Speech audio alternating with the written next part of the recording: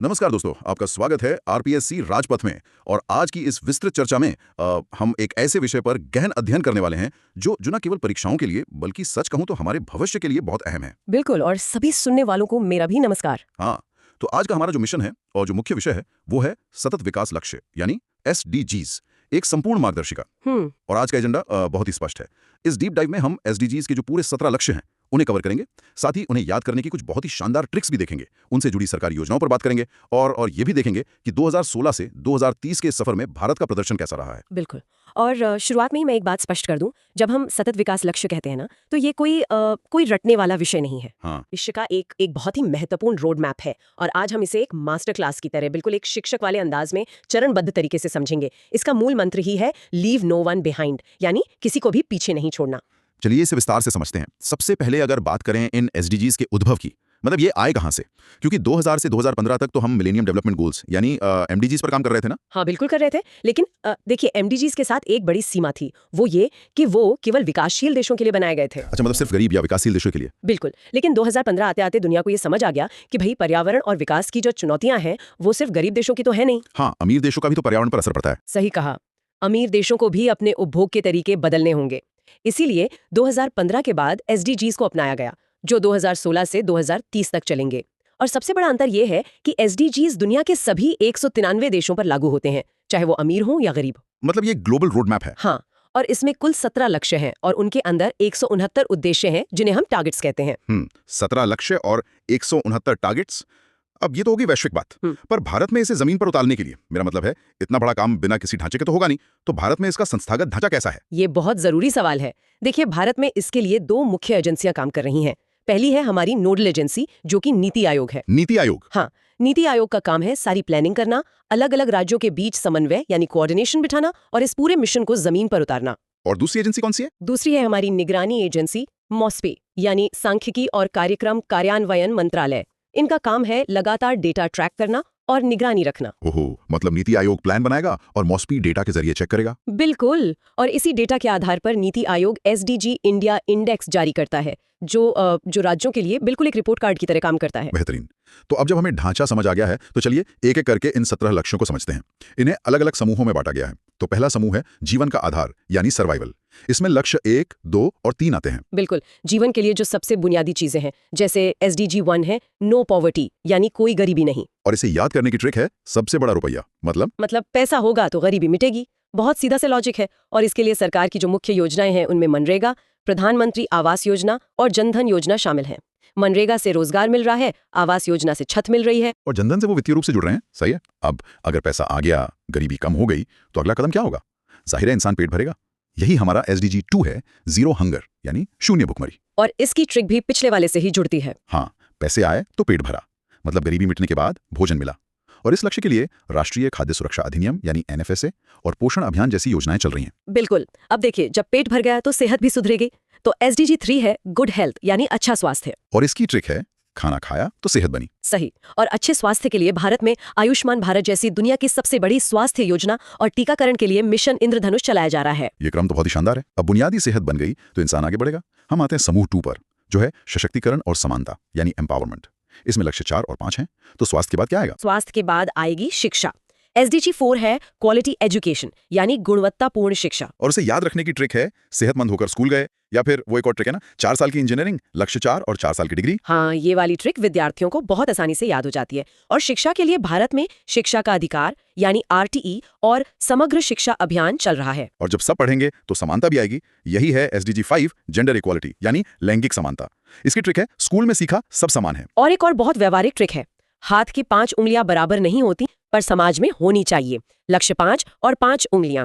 इसके लिए बेटी बचाओ बेटी पढ़ाओ और सुकन्या समृद्धि योजना काम कर रही हैं। मैं यहाँ देख पा रहा हूँ कि एक बहुत ही लॉजिकल क्रम बन रहा है। बिल्कुल। अब ध्यान दें तो स्वास्थ्य जो लक्ष्य 3 है वो सुधरेगा तो बच्चा शिक्षा यानी लक्ष्य 4 हासिल करेगा। और जब शिक्षा मिलेगी तभी समाज में समानता यानी लक्ष्य 5 आएगा। एकदम स्टेप बाय स्टेप।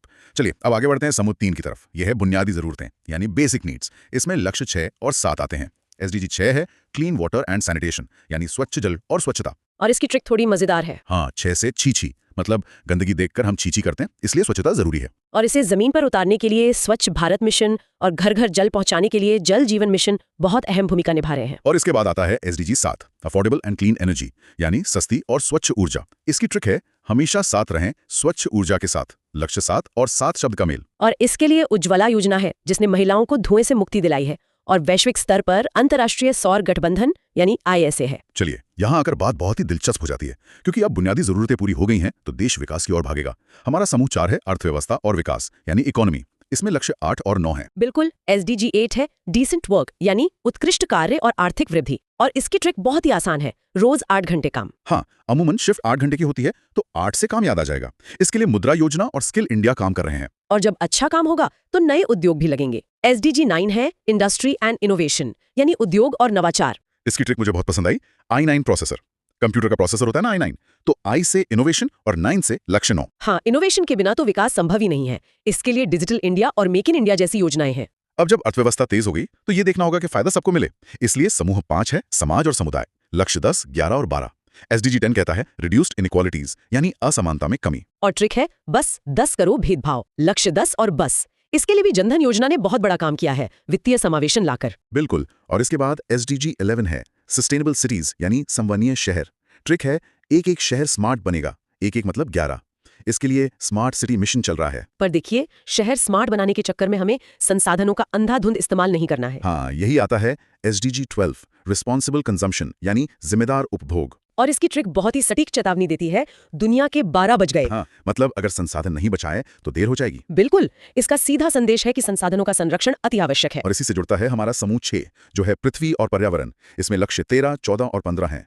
SDG 13 है, क्लाइमेट एक्शन यानी जलवायु कार्रवाई। इसकी ट्रिक है क्लाइमेट में तेरा मेरा नहीं चलेगा, ये सबकी जिम्मेदारी है। और आपको बता दूं, भारत ने इसमें काफी प्रगति की है। हमारा स्कोर 54 से बढ़कर 67 हो गया है। ये तो बहुत अच्छी खबर है। और जलवायु के साथ पानी को भी बचाना है। SDG 14 है, लाइफ बिलो वाटर यानी पानी के नीचे जीवन। ट्रिक है वाटर से फोर्ट यानी पानी के नीचे का किला। इसके लिए ब्लू इकोनॉमी और नमामि गंगे जैसी योजनाएं हैं। और पानी के बाद जमीन। SDG 15 है, लाइफ ऑन लैंड यानी भूमि पर जीवन। ट्रिक बहुत आसान है। 15 अगस्त स्वतंत्रता दिवस हम जमीन पर मनाते हैं। और जमीन के जीवन को बचाने के लिए राष्ट्रीय वनीकरण कार्यक्रम और प्रोजेक्ट टाइगर जैसे बेहतरीन प्रयास चल रहे हैं। अब हम पहुंच गए हैं आखिरी समूह पर, समूह 7, शांति और साझेदारी। लक्ष्य 16 और 17। SDG 16 है, पीस जस्टिस एंड इंस्टीट्यूशंस यानी शांति, न्याय और मजबूत संस्थाएं। ट्रिक है स्वीट 16 या फिर 16 मतलब सो जा। जब शांति होगी तभी तो इंसान चैन से सो पाएगा। इसके टूल्स हैं आधार, RTI और ई-गवर्नेंस। और आखिरी लक्ष्य है SDG 17, पार्टनरशिप्स यानी लक्ष्यों के लिए भागीदारी। 17 पे खतरा। बिना पार्टनरशिप के इन लक्ष्यों को पाना मुश्किल और खतरनाक है। बिल्कुल, इसके लिए वैश्विक और घरेलू साझेदारी बहुत जरूरी है। ये 17 लक्ष्य तो हमने समझ लिए। अगर हम इसे व्यापक दृष्टिकोण से जोड़कर देखें तो हमें ये समझना होगा कि SDG इंडिया इंडेक्स की जो कार्यप्रणाली है वो राज्यों को कैसे मापती है। हाँ, ये रैंकिंग कैसे होती है? इसमें 0 से 100 तक का स्कोर होता है और राज्यों को 4 श्रेणियों में बांटा जाता है। एस्पिरेंट, जिनका स्कोर 0 से 49 है, परफॉर्मर 50 से 64 के बीच, फ्रंट रनर जो 65 से 99 के बीच है, और अचीवर जो 100 स्कोर कर लेते हैं। निष्कर्ष ये है कि भारत का समग्र स्कोर लगातार सुधर रहा है। और अगर हम टॉप राज्यों की बात करें तो केरल 69 स्कोर के साथ टॉप पर है। इनकी मजबूती लक्ष्य 3 यानी स्वास्थ्य और 4 यानी शिक्षा में है। और हिमाचल प्रदेश भी 69 स्कोर पर है, जिन्होंने जल और असमानता यानी लक्ष्य 6 और 10 में बहुत अच्छा किया है।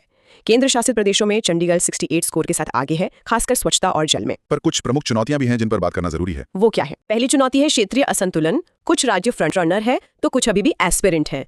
दूसरी है डेटा की अनुपलब्धता, खासकर पर्यावरण लक्ष्यों जैसे 12, 13 और 14 के लिए राज्य स्तर पर विश्वसनीय डेटा की भारी कमी है। और तीसरी है फंडिंग की कमी। तो फिर आगे की राह क्या है? आगे की राह है सहकारी और प्रतिस्पर्धी संघवाद, मतलब केंद्र और राज्य एक टीम की तरह काम करें और राज्यों के बीच एक स्वस्थ प्रतिस्पर्धा भी हो, ताकि रैंकिंग के जरिए पिछड़े राज्यों पर बेहतर करने का सकारात्मक दबाव बने। तो इस सब का असल मतलब क्या है? देखिए, अगर मैं बिल्कुल सीधे शब्दों में कहूं तो मानवता का छठा हिस्सा यानी भारत अगर सतत विकास हासिल कर लेता है तो दुनिया और हमारे ग्रह के लिए इसके परिणाम बहुत बड़े होंगे। बिल्कुल, और इसमें नागरिकों का भी कर्तव्य है कि वो जागरूकता फैलाएं और योजनाओं का लाभ उठाएं। भारत ने SDGs को वाकई गंभीरता से लिया है।